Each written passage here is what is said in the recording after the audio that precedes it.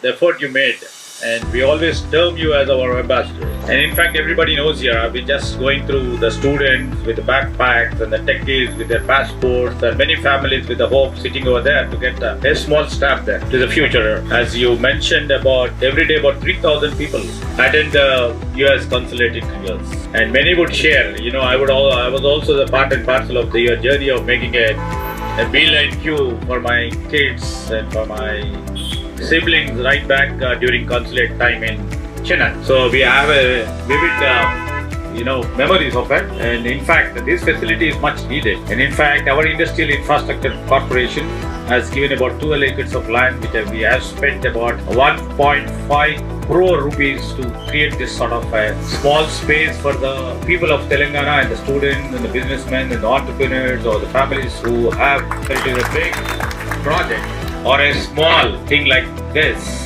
You know, we always revolve ourselves with a 360-degree governance, where we tend to see that the industrial growth is taking place, the export hubs keeps coming up, with lot many data centers keep coming up, and ultimately, a small space like this also is our concern. Where it is a major industry or to the small space concern, we are into the 360-degree of governance. We concern from smallest, space for the citizen is also important for us. And I see this space not only as a comfort, but we thought of creating people sitting here has to have certain sort of a respect and a honor. This is what we have prepared, and we would like to take it to the next level of, giving comfort for our citizens over here who would be waiting for long, long hours. Future between the Telangana and US. I thank you once again. Thank you very much. He's been a great mentor to me. He's been a great supporter to the party, to the family, and I thank him for all his support. To Ramu, who's my younger brother, who brings a lot of energy to the party, to all of us. Of course, his Hindi is much better than his Telugu. And to Anita Garu, I think the only Home Minister in India who has more than 23 cases against her.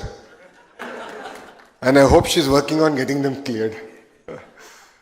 To Nadan Manohar Garu, who stood by us personally, was always with me during the tough times, was a great counsel for me, especially the 53 days that Mr. Naidu was arrested. Almost on a daily basis, we would actually interact, share feedback. And it was his support that today, NDA has won 94% of the seats that we have contested in the state of Andhra Pradesh. Manohar Garu. Prabhu uncle, he is an uncle for me. He is much fitter than me, no second thoughts about it. But he's an uncle. He's been a great supporter of the family since the 80s. As Amma has said, he stood by us during our tough times. He continues to be with us during our good times. I really appreciate all the support, uncle. Amma made a statement today that behind every successful man, there's a successful woman, and I'd like to change that a little. There's a sacrifice of a successful woman. I've seen it in home. I've seen the sacrifices that Amma has made. I see the sacrifices that Brahmani is making because I have chosen a path. And I'm sure Lakshmi Auntie has sacrificed a lot to make what Prabhu Uncle is today. So I think we should really celebrate the women who have unconditionally supported us during tough times. To Varun, to Varsha, thank you very much for having me here. I think it's a great legacy. All of us are lucky to have. I think it's a legacy to take forward. And I call this legacy a banyan tree effect. If you look at a banyan tree, no other plant grows around it. So the legacies are such big. And I've always even resonated with, my own instance where I have a father who's larger than life. So how do you grow under the banyan tree? It is a challenge, and it's a challenge worth taking on. So we will build this in 2 years. We will build this in 2 years and we'll do it together.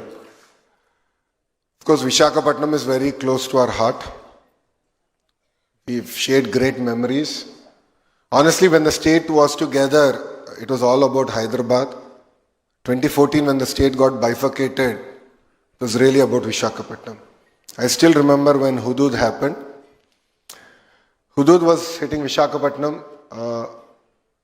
In the house, we had a Seemantam function in the farm. I remember it so well. So Mr. Naidu came there and he was just there to put Akshantalu, and then he left and he was on the phone asking the central government for various other supports because he knew that Hudud will come. And literally he left that day, he flew to Rajahmundry. He actually flew to Vishakhapatnam, the flight couldn't land, landed in Rajahmundry and came to Vishakhapatnam via helicopter, and he landed in Vishakhapatnam airport